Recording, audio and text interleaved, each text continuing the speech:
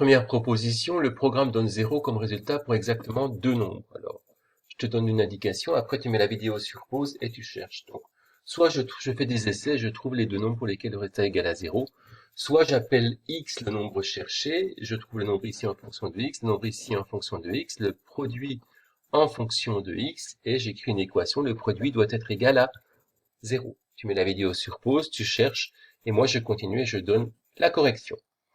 Alors, la correction, c'est... Donc là, moi je l'ai corrigé avec x nombre cherché, sachant que si tu as fait des essais, tu as dû trouver ces deux nombres-là. Donc c'est important quand même de comprendre cette méthode avec la résolution d'une équation, parce que de temps en temps, c'est, ma foi, impossible de les trouver comme ceci en faisant des essais, parce qu'ils sont fractionnaires, par exemple, non décimaux, et donc c'est compliqué. Donc si j'ai x ici, ici j'ai x plus 1, ici j'ai x plus 2. Je multiplie les deux nombres, ça nous donne x plus 1, facteur de x plus 2, ne pas oublier les parenthèses. Et donc le résultat doit être égal à 0, ce qui nous fait une équation produit. Produit de x plus 1 par x plus 2. Donc x plus 1 égale 0, ce qui nous donne x égale moins 1, ou x plus 2 égale 0, ce qui nous donne x égale moins 2. Deux nombres que tu avais peut-être trouvé en faisant des essais. N'oublie pas de prendre la correction. Deuxième proposition, le programme peut donner un résultat négatif. Alors, je vais te laisser chercher, mais auparavant, pour avoir un nombre négatif, on pense qu'il faut prendre un nombre négatif ici, moins 4 par exemple. Moins 4 plus 1, ça fait moins 3, moins 4 plus 2, ça fait moins 2, moins 3 fois moins 2, ça fait plus 6. Ah, pas de chance. Alors, si tu veux que le produit de deux nombres soit négatif, il ne faut pas qu'ils soient les deux négatifs. À toi de t'arranger pour que justement le produit soit négatif, à toi de trouver un nombre ici. Il y en a plusieurs. Je te laisse chercher, tu mets la vidéo sur pause, et moi je continue. Un des nombres possibles, par exemple, c'est moins 1,5. Pourquoi moins 1,5 ça marche? Parce que si j'ajoute 1, ça nous donne un nombre négatif ici, moins 0,5. Si j'ajoute 2, par contre, là, je vais de l'autre côté, ça donne un nombre positif, 0,5. Et si je fais le produit de moins 0,5 par 0,5, ça fait un nombre négatif. Donc le résultat, il est bien négatif, parce que ici c'est négatif et ici c'est positif. Tu peux trouver un autre nombre. Tu peux trouver aussi un autre nombre qui, ici, pour lequel ici le résultat sera positif et ici le résultat sera négatif.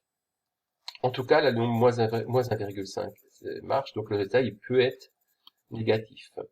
Proposition 3, la fonction qui au nombre de départ associe le résultat du programme est une fonction linéaire. Je te rappelle qu'une fonction linéaire, c'est une fonction qui a un nombre x associe le nombre ax. Ça veut dire qu'on multiplie x par un nombre a. Par exemple, x donne 2x, x donne 3x, x donne 4x.